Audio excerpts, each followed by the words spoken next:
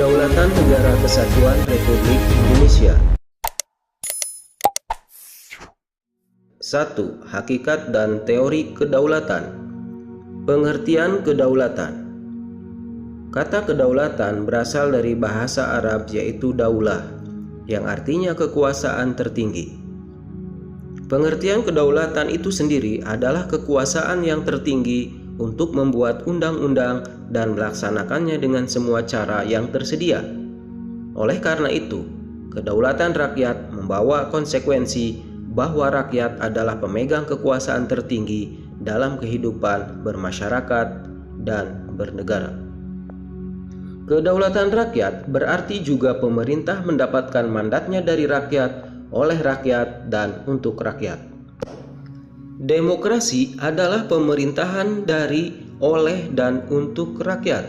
Keterlibatan rakyat dalam membentuk pemerintahan sebagai wujud pelaksanaan kedaulatan rakyat dilaksanakan melalui pemilihan umum.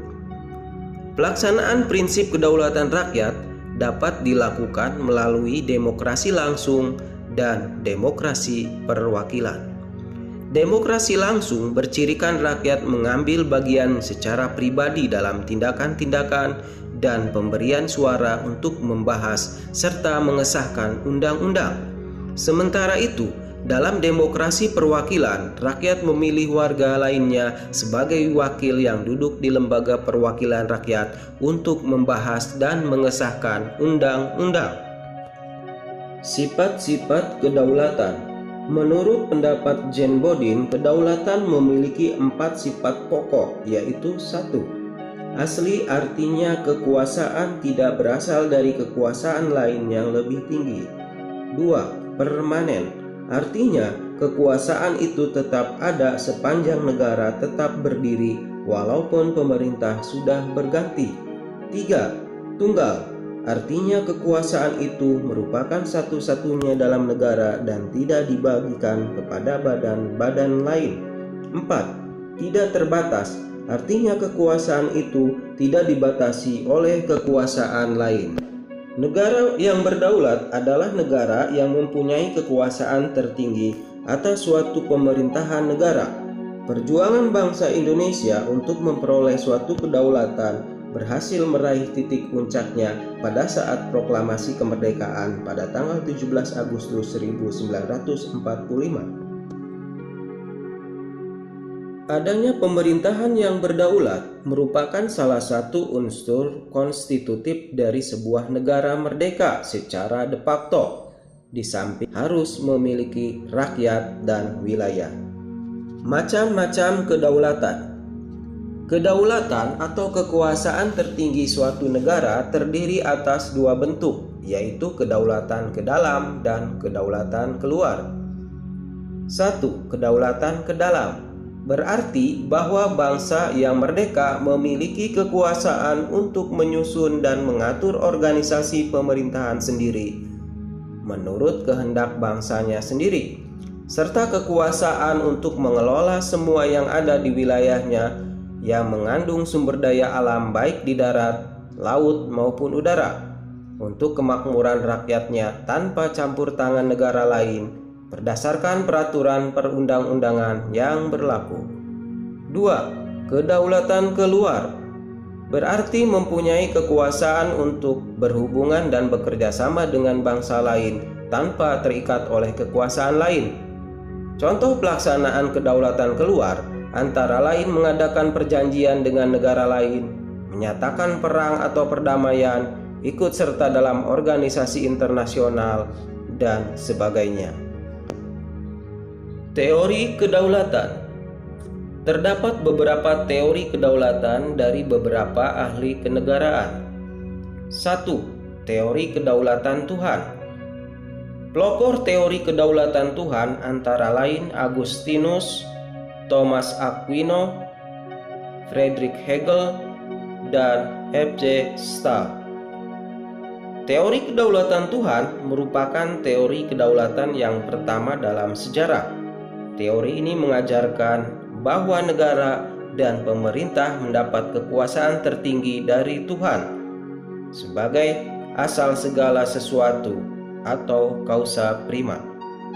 Menurut teori kedaulatan Tuhan, kekuasaan yang berasal dari Tuhan itu diberikan kepada tokoh-tokoh negara terpilih secara kodrati. Ini umumnya dianut oleh raja-raja yang mengaku sebagai keturunan dewa. Dua teori kedaulatan raja.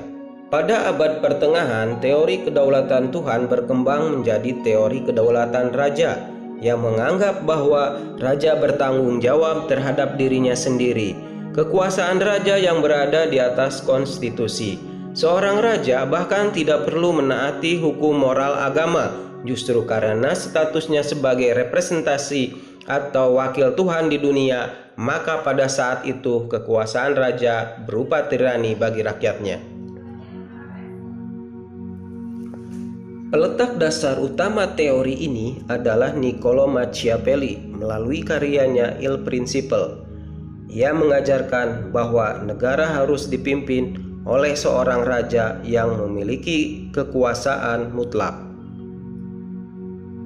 Sementara itu, Jane Bodin menyatakan bahwa kedaulatan negara memang dilambangkan dalam pribadi raja, namun raja tetap harus menghormati hukum kodrat, hukum antar bangsa, dan konstitusi kerajaan.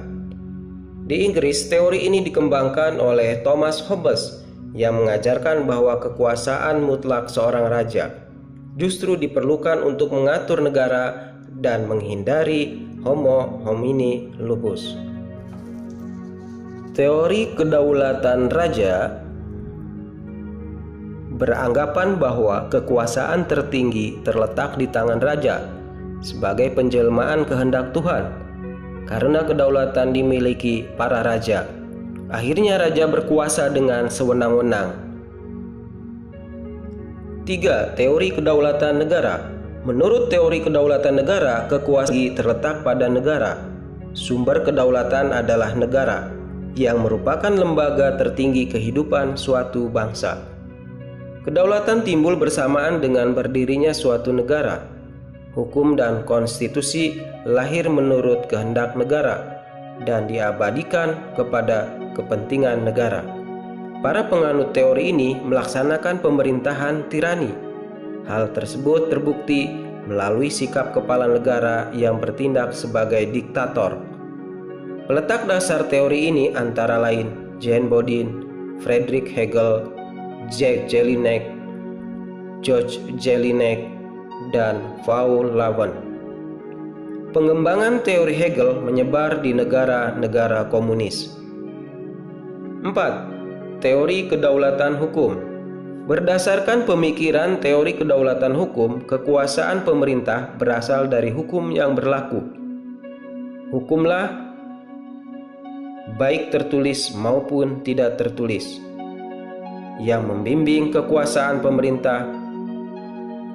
Kekuasaan hukum merupakan kekuasaan tertinggi dalam negara. Hukum bersumber dari rasa keadilan dan kesadaran hukum.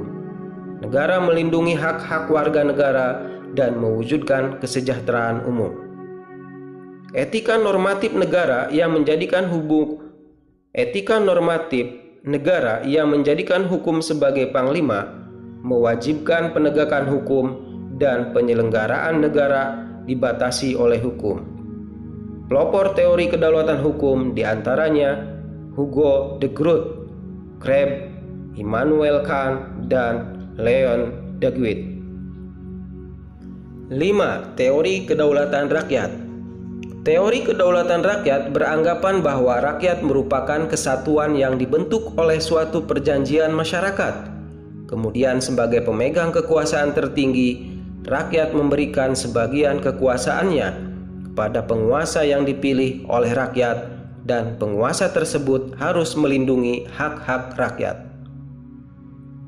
Beberapa pandangan pelopor teori kedaulatan rakyat diantaranya sebagai berikut. 1. J.J. Rousseau menyatakan bahwa kedaulatan itu merupakan perwujudan kehendak umum dari suatu bangsa merdeka yang mengadakan perjanjian masyarakat atau social contract.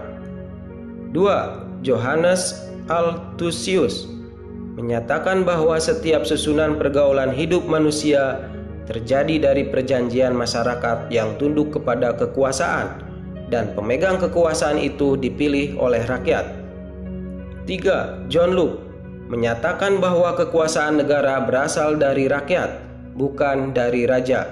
Menurutnya, perjanjian masyarakat menghasilkan penyerahan hak-hak rakyat kepada pemerintah, dan pemerintah mengembalikan hak dan kewajiban asasi kepada rakyat melalui peraturan perundang-undangan.